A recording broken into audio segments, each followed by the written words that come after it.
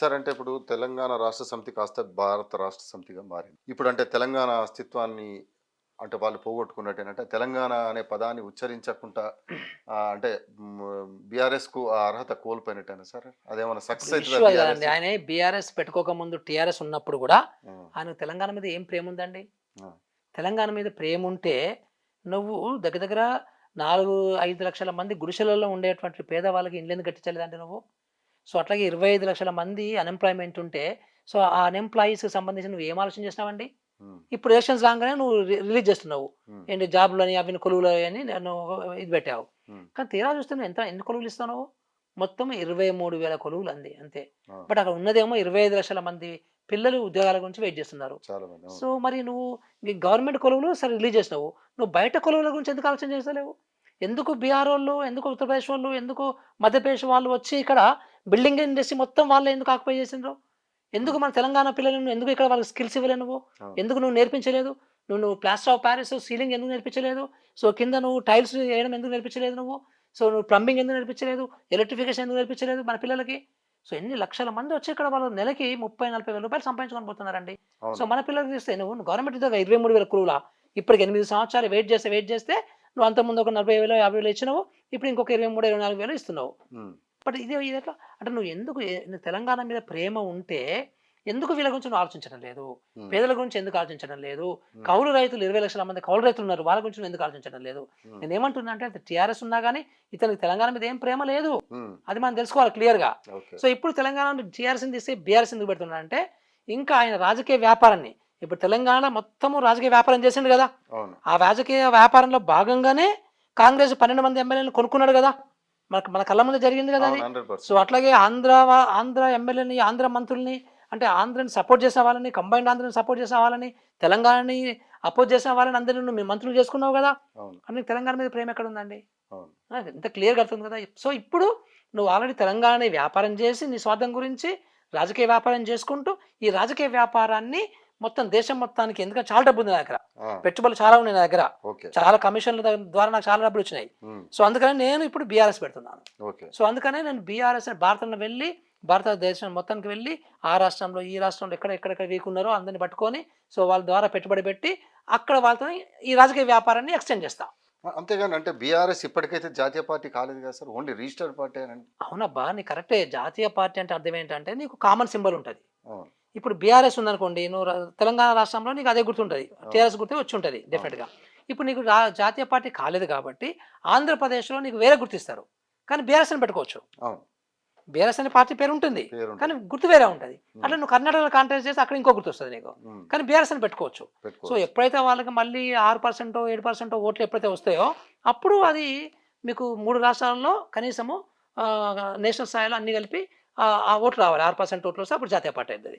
అంటే దేశంలో ఏ పార్టీకి రాని నిధులు ఒకే సంవత్సరంలో 193,00,00,000 బీఆర్ఎస్‌కొచ్చినాయని ఎన్నికల సంఘం దాంట్లో అఫిడవిట్‌లో పేర్కొన్నారు. అంటే ఎట్లా సాధ్యమైతది సార్ యాక్చువల్‌గా 190? నాకున్న ఇన్ఫర్మేషన్ ఏంటంటే, బీజేపీ తర్వాత richest political party is TRS okay. Or BRS. Okay. నాకున్న ఇన్ఫర్మేషన్ ప్రకారం ₹865,00,00,000 వైట్ మనీ ఉంది అవును. వాళ్ళ దగ్గర. అవును. బ్లాక్ మనీ ఎంతుందని ఎవడు చెప్పలేడు. అది వేరే చెప్పలేదు. విషయం అది. అవును అది సార్. ఎన్ని వేల కోట్లు ఉందో మనకు తెలియదు.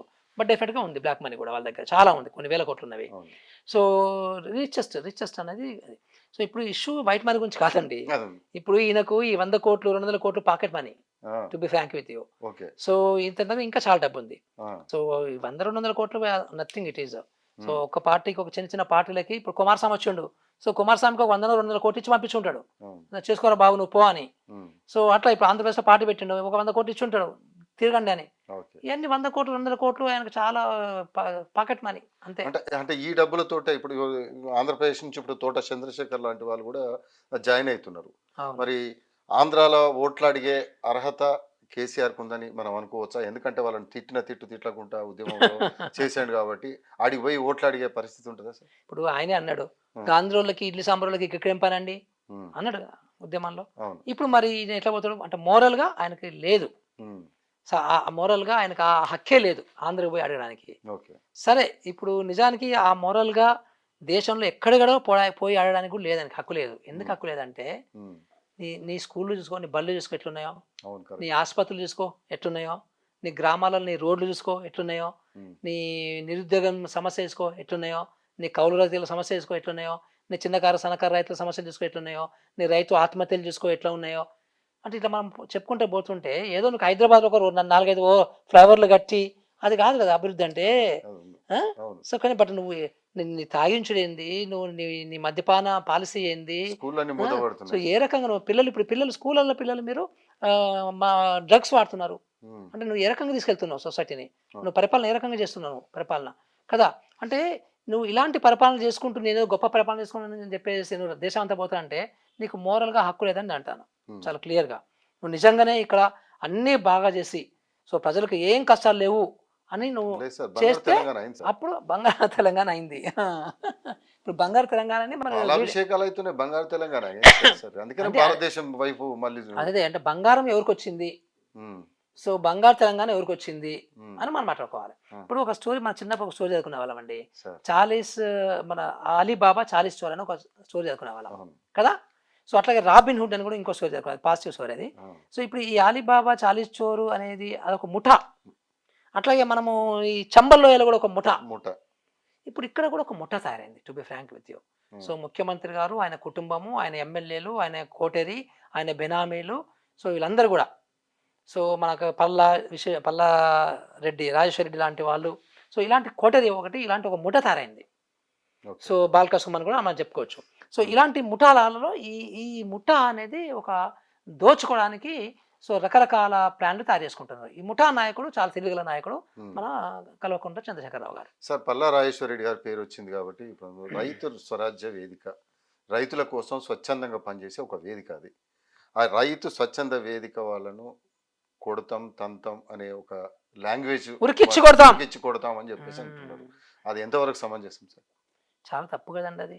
ఉమ్, అంటే ఇప్పుడు మీరు చేసే రాజకీయము యొక్క ఇండికేటర్ సూచిక ఇదా ఉమ్, అంటే ఈ రకంగా నువ్వు దౌర్జన్యం చేయడానికి రెడీ అయిపోతున్నావా, అంటే చంపడానికి ఉరికిచ్చి కొట్టి చంపడానికి రెడీ అయిపోతున్నావా, అంటే ఇప్పుడు నీకు డబ్బులు, నీ వ్యాపారము, నీ రాజకీయ వ్యాపారము ఫెయిల్ అవ్వబోతున్నాయా, ఉమ్, అంటే నువ్వు ఇంత పెట్టుబడి పెడుతున్నావు, ఓటు కొనుక్కుంటున్నావు, సో ఆ ఎమ్మెల్యేలు కొంటున్నావు, ఈ ఎమ్మెల్యేలు కొంటున్నావు, అవన్నీ కూడా సరిపోవు, మనం ఓడిపోతామనే భయంతో ఈ మాటలు అంటున్నావా నువ్వు. ఉమ్, అంటే ఎట్లా మాట్లాడతావు బాబు నువ్వు పల్లారాజేశ్వర రెడ్డి గారు, ఉమ్, ఇది ఎట్లా నువ్వు మాట్లాడతావు ఇది. ఉమ్, పాపం వాళ్ళ రైతు స్వరాజ్య వేదిక వాళ్ళు ఇప్పుడు నీ గురించి మాట్లాడతలేరు, వాళ్ళ రైతుల గురించి మాట్లాడుతున్నారు. Hmm. సో నీ పార్టీకి వాళ్ళకి సంబంధం లేదు. సో వాళ్ళు ఈ ప్రభుత్వం కావచ్చు, తెలుగు రాష్ట్రాలు, 2 తెలుగు రాష్ట్రాల్లో పనిచేస్తున్నారు వాళ్ళు. వాళ్ళు ఒక చాలా నిజాయితీ కలిగినటువంటి ఒక స్వచ్ఛంద సంస్థ అది. సో వాళ్ళు అందులో ఉన్నటువంటి నాకు ఒక అబ్బాయి తెలుసు, అతను చెన్నై ఐఐటిలో చదువుకున్న అబ్బాయి. ఆయనకు నెలకి ఒక ₹1,00,00,000 జీతం వచ్చేది ఈ పాటికి. అలాంటి వాడు నీకు ఒక ₹25,000 జీతానికి నీకు సో అక్కడ రైతు సహజ వేదికలో అలాంటి వాళ్ళు చాలామంది ఉన్నారు, కమిట్మెంట్ ఉన్నారు. వాళ్ళు మొన్న చేసినటువంటి సర్వేలో కూడా కొన్ని వందల మంది వాలంటీర్సు, సో వాళ్ళు కనీసం తిండి కూడా పెట్టలే ఆ సర్వే చేసిన వాలంటీర్సు. సుమారుగా 7,400 మంది రైతులు కలిసారు వీళ్ళు. ఉమ్, సో ఆ రైతులు కలిసిన పిల్లలు, ఈయన 100 మంది పిల్లలు, 200 మంది పిల్లలు, వాళ్ళు తిండి కూడా వాళ్ళే గ్రామాలకు పోయి వాళ్ళే తిండి చేసుకున్నారు, వాళ్ళ అరేంజ్మెంట్ వాళ్ళే చేసుకున్నారు. అంటే వాళ్ళే ఎవరి దగ్గరికి వెళ్ళి తిండి తినిపించి పెట్టుమని రిక్వెస్ట్ చేసుకున్నారు. సో అలాంటి సర్వేని నువ్వు నీకు అనుకూలంగా లేదని, నీ యొక్క లోటుపాట్లని ఎత్తి చూపిస్తుందని, సో అట్లాగే కౌలు రైతుల యొక్క సమస్యలను ఎత్తి చూపిస్తుందని, సో చిన్నకారు సన్నకారు రైతుల యొక్క సమస్యలను ఎత్తి చూపిస్తుందని నీకు అంత కోపం వస్తుందా?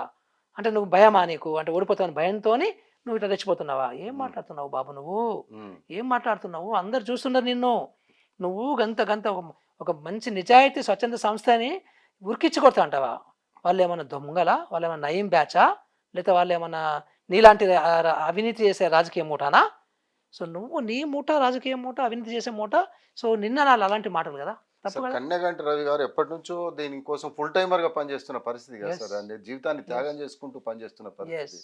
అలాంటి వాళ్ళను పైన ఇట్లా అనుచిత వ్యాఖ్యలు చేయడం అయితే సరైనది కాదు కదా సార్. అంటే వీళ్ళకి ఇంకా ఆ కోపం వచ్చేస్తుంది అన్నమాట ఉమ్, వాళ్ళకి. అంటే మనకు మామూలుగా ఏంటంటే బాగా కోపం వస్తే బూతులు తిడతాం, ఉమ్, బూతులు వచ్చేస్తాయి ఇక ఎంత అయినా కానీ. ఇప్పుడు ఈయనకు కూడా ఆ బూతులు వచ్చేస్తున్నాయి. ఉమ్, ఇంకా రేపు వాళ్ళ బాస్ కూడా ఇలాంటి మాట మాట్లాడుతుంది ఇక మెల్లమెల్లగా, ఎందుకంటే ఇప్పుడు భయం అవుతుంది, ఓడిపోతామనే భయం అవుతుంది అనమాట. ఉమ్, సో ఇలాంటి వాళ్ళు వచ్చి, ఇలాంటి నిజాయితీ పరులు వచ్చి సో ఎత్తి చూపిస్తే ఇంకా అలాంటి బూతులు, ఇప్పుడు రేపు నాలాంటి మీద కూడా బూతులు వస్తాయి చూడు గ్యారంటీగా.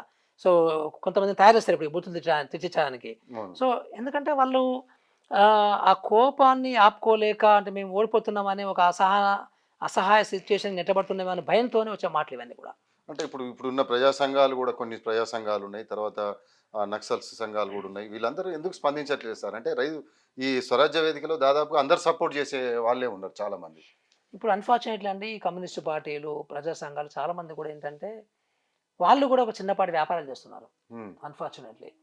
సో, ఆ వ్యాపారాల్లో పడిపోయి అంతా డబ్బుమయం అయిపోయింది, కులమయం అయిపోయింది. హ్మ్. బాగా రాష్ట్రాన్ని పాడు చేస్తున్నారు. హ్మ్. సో, కమ్యూనిజం అనేది ఒక మంచి ఐడియాలజీ. హ్మ్. కానీ ఐడియాలజీని వీళ్ళు నాశనం పట్టిస్తున్నారు లీడర్లు. దాన్ని హ్మ్. వ్యాపారం చేస్తున్నారు. ఆ పార్టీలో కూడా రాజకీయ వ్యాపారం చేసేస్తున్నారు. ఓకే. సో, దాంట్లో భాగంగానే మనకి ఈరోజు సిపిఐ, సిపిఎం వాళ్ళు రైతుల గురించి మాట్లాడకుండా టీఆర్ఎస్‌ని సపోర్ట్ చేస్తున్నారు. హ్మ్. ఇప్పుడు మనకు కనబడుతున్నాయి కదండీ! అవును. ఇప్పుడు ఖచ్చితంగా. పల్లా రాజశేఖర్ గారు ఏమంటారు? సో, మేము ఆత్మహత్యలను తగ్గించినామంటాడు. హ్మ్. అసలు నువ్వు కరెక్ట్‌గా అడ్మినిస్ట్రేషన్ చేస్తే ఒక్క రైతు కూడా ఆత్మహత్య చేసుకోవద్దు కదా! అంటే చేసుకోరు ఈరోజు అస్సలు. స్వీడన్‌లో, స్విట్జర్లాండ్‌లో ఆత్మహత్య చేసుకుంటారా ఎవరన్నా? ఎవ్వరు చేసుకోరు. ఆ! సో, ఈ కనీసం బంగ్లాదేశ్‌లో ఆత్మహత్య చేసుకుంటారా ఎవరన్నా? ఉదాహరణకు చెప్తాను శ్రీలంకలో ఆత్మహత్య చేసుకుంటారా? సో, ఎందుకు మరి నీ దగ్గర ఆత్మహత్య అంటే సంథింగ్ రాంగ్ కదా! అవును. ఆ! అంటే చాలా క్లియర్‌గా సో, నీకు కనబడుతుంది ఏందంటే నువ్వు సరైనటువంటి పరిపాలన చేయటం లేదు. ఈ పరిపాలనలో నీకు చాలా లోటుపాట్లున్నవి హ్మ్. అని నాలాంటోళ్ళు, రైతు సహజ వేదిక లాంటి వాళ్ళు, సో, మన గుడ్ గవర్నెన్స్ ఫోరం వాళ్ళు, సో, అందరం కూడా డెఫినిట్‌గా మాట్లాడతామండి. ఖచ్చితంగా. మాట్లాడకపోతే ఎట్లా? అవును సార్.